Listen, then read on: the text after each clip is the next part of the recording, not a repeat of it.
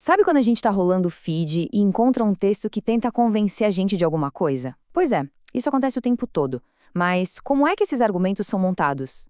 É exatamente isso que a gente vai desvendar hoje. Vamos desmontar um artigo de opinião, peça por peça. O objetivo é sair daqui lendo tudo de um jeito mais crítico e, por que não, escrevendo de forma muito mais convincente.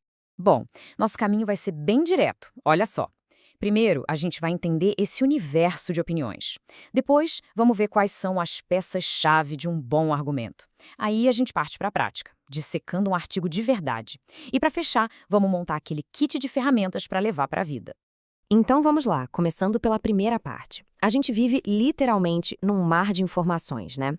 O desafio é aprender a navegar nesse mar sem se afogar.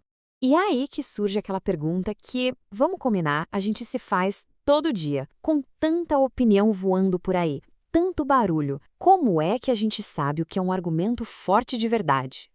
Olha só essa imagem. Ela resume perfeitamente o nosso desafio, né? Todo santo dia é essa enxurrada de artigos, de posts, de vídeos, e todos eles querem a mesma coisa: a nossa atenção, o nosso clique e, no fim das contas, a nossa concordância. É uma verdadeira batalha pela nossa opinião. Beleza. Agora que a gente já entendeu o cenário, vamos para a segunda parte, que é onde a mágica acontece. A gente vai entender os tijolinhos, sabe? Os blocos que constroem a persuasão. Então, vamos do começo? O que é, afinal, um artigo de opinião? Pensa assim, é um texto com uma missão. Ele não só apresenta um ponto de vista sobre um assunto que está em alta, mas ele vai defender essa ideia. Defender é a palavra-chave aqui. O objetivo é convencer. E bem no coração desse artigo, a gente encontra a tese. A tese é a ideia principal, o ponto central que o autor vai defender, do início ao fim.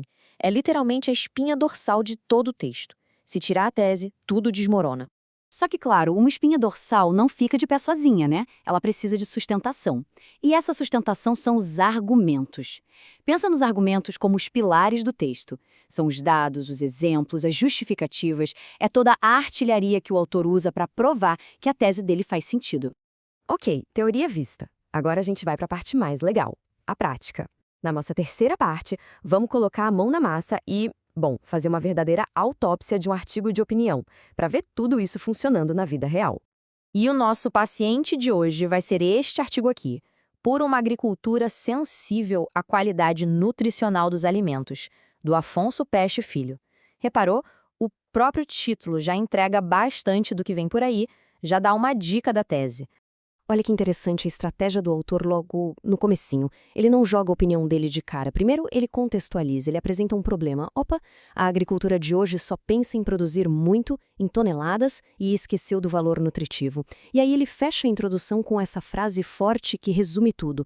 Mais do que alimentar, é preciso nutrir. Prepara o terreno, sabe? E pronto. Tá aí a tese servida de bandeja. A grande ideia que ele vai defender é essa. A agricultura precisa virar a chave. Precisa parar de focar só na quantidade e começar a se preocupar de verdade com a qualidade nutricional do que a gente come. Ok, mas como ele prova esse ponto? Ele se baseia em 3 argumentos principais, 3 pilares. Primeiro, a qualidade do que a gente come depende da saúde do solo. Lógico, né?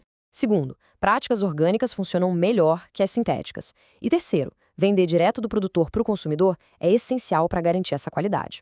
E aqui é que a gente vê a técnica do autor. Ele não joga as informações de qualquer jeito. Olha só que legal. Ele usa a lógica de causa e consequência: solo ruim gera planta fraca. Faz sentido. Ele usa comparação, mostrando por que uma coisa é melhor que a outra. E para fechar, ele dá exemplos concretos como as feiras orgânicas. Isso torna o argumento muito mais palpável. E para fechar com chave de ouro na conclusão, o autor faz o arremate final. Ele não só repete a tese, mas ele eleva a discussão. Ele conecta tudo com ecologia, com justiça social, ele expande a ideia e deixa aquela reflexão final que fica na nossa cabeça mesmo depois que a gente termina de ler. Muito bem, agora que a gente já dissecou o exemplo, vamos para a nossa última parte.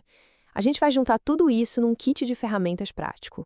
É tipo um mapa que serve para decifrar qualquer artigo de opinião que aparecer pela frente. Então, o resumo da ópera é este.